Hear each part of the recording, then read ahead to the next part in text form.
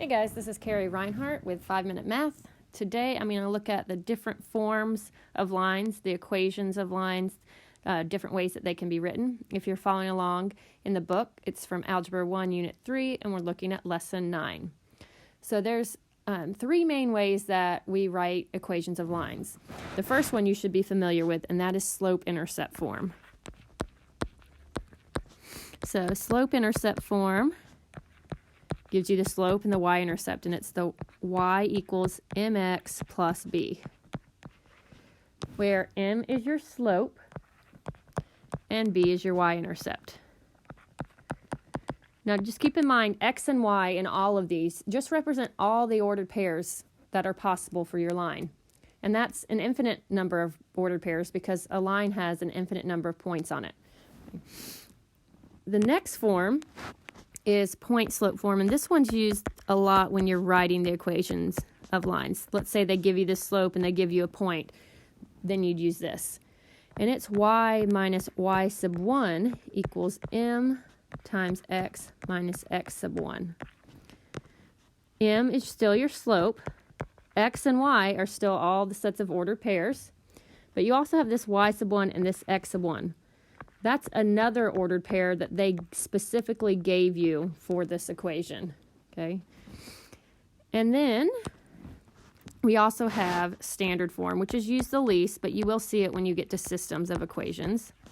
But standard form is ax plus by equals c. It doesn't give you the slope. It doesn't give you a y-intercept. It just has it in a little bit nicer of a format. You've always got your x, then your y equals the constant. So let's look at a couple of examples using these forms. All right, let's say that we are given 2x minus 3y equals 6. Currently, it is in standard form, but we want to convert this to point slope. Let's go to point slope form. So remember, point slope form is y minus y sub 1 equals m times x minus x sub 1. Okay. So the first thing that we want to do is get the y by itself. Okay, we want to get, like we're going to slope-intercept form, we want to get this by itself.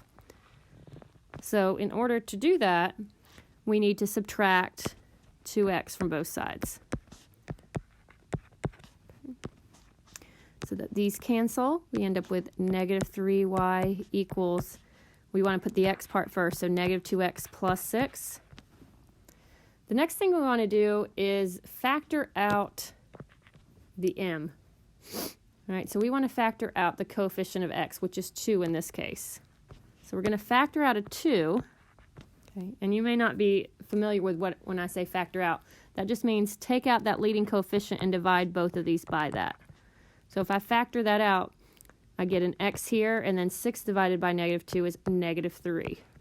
And we still have this negative 3y over here. Okay, and then the last thing we want to do is get y by itself, so we need to divide by negative 3. Okay, so we end up with y equals, these cancel. It's negative 2 times x minus 3, so it's one term, so I just need to divide that negative 2 by the negative 3. And a negative divided by a negative is a positive, so I can just write 2/3 x minus 3. And now we are in point slope form. Okay. All right, I hope you guys have a great day.